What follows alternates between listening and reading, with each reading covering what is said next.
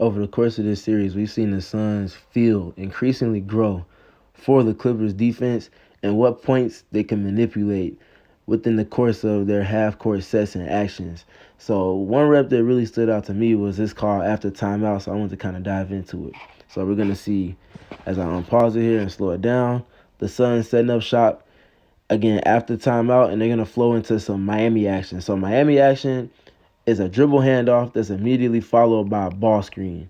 And this three-player action is going to include all three of these guys here. That's Devin Booker, Kevin Durant, and DeAndre Ayton on the opposite elbow. We're also going to make note of the spacing of Damian Lee, who's initially on the near block.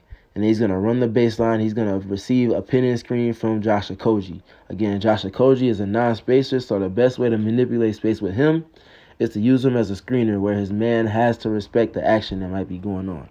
All of that is going to be just to manipulate space for the Suns underneath the pressure of the Clippers defense. They're going to use it as an advantage and not fight it, but use it to, again, their advantage. So as we kind of let this flow through more, we see the pitch to Kevin Durant. Then we're going to see Damian Lee take off and then receive this pin-in screen, this exit screen from Josh Okogie.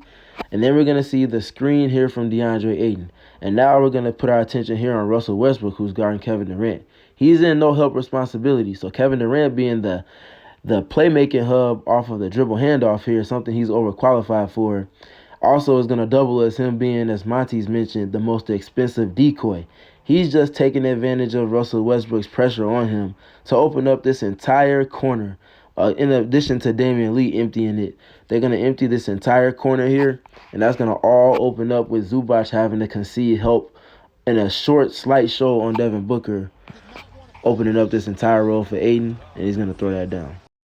See a drag screen from DeAndre Ayton, and then we're going to see the Clippers' defensive dominoes fall by virtue of the Suns' compilation of dynamics just all blending into one.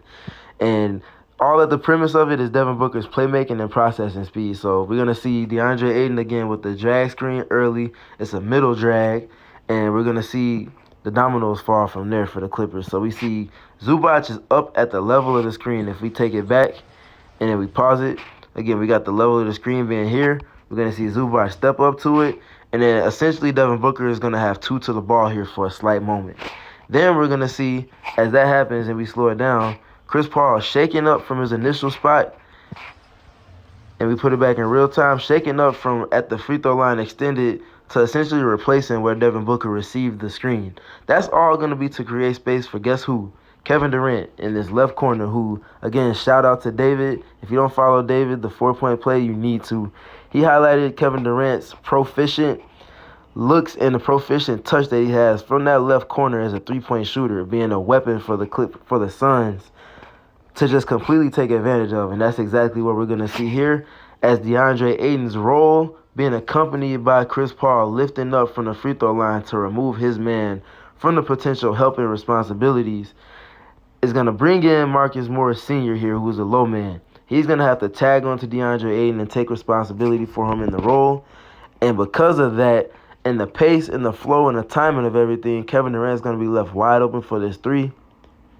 And that's money for the easy money sniper.